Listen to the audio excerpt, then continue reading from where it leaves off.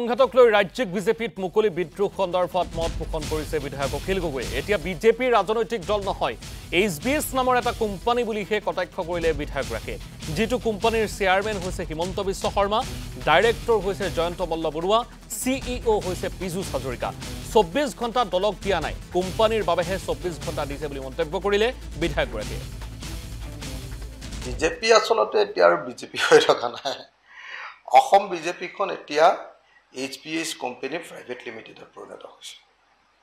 অসম বিজেপিটো এতিয়া সম্পূৰ্ণৰূপে এটা প্ৰাইভেট কোম্পানী। এইটো হিমন্ত বিশ্ব শৰ্মাৰ প্ৰাইভেট কোম্পানী।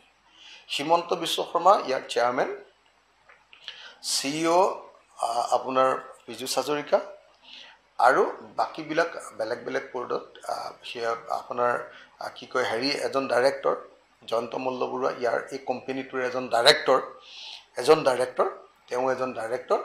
গতিকে আমি দেখিছোঁ যে বিজেপি দলটোত আৰু গণতান্ত্ৰিক ব্যৱস্থা বুলি কোনো বস্তু নাই। ইয়াত দলীয় নীতি গণতন্ত্ৰ বোলা বস্তুটো ক'তো নাই আৰু অৱকাশেই নাই। তো মানে পুৰণি যিবিলাক বিজেপি আছিলে, যিবিলাকে এই বিজেপি দলটো অসমত গঠন কৰিছিলে, সেই অসমত গঠন কৰা বিজেপি দলৰ সকলোবিলাক নেতা এতিয়া নতুন কংগ্ৰেছী মানুহবিলাকৰ আক্ৰমণৰ বলি হৈছে। আজি অশোক শৰ্মাক মানে নটিফিকেশ্যন দিছে, তেওঁক কি কয় আপোনাৰ কাৰণ দৰ্শৰ যে জাননী দিছে, কোনে দিছে?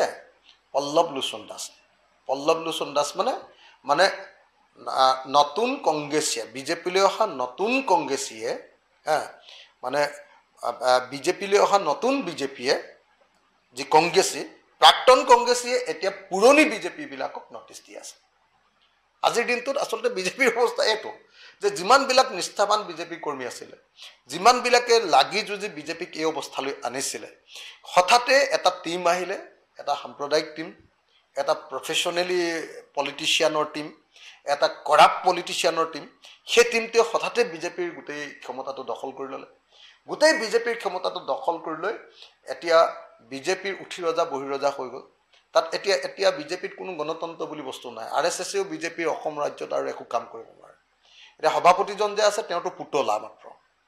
জয়ন্ত মল্ল বৰুৱা বা পীযুষ হাজৰিকাৰ নিচিনা উফাইদাং মৰা আপোনাৰ সাম্প্ৰদায়িক প্ৰফেশ্যনেল যিবিলাক পলিটিচিয়ান, যিবিলাকে কেৱল নিজৰ ক্ষমতাৰ কাৰণে, নিজৰ ধন পইচাৰ কাৰণে ৰাজনীতি কৰে, সেই মানুহবিলাকৰ হাতলৈ বিজেপি দলটো গুচি গ'ল।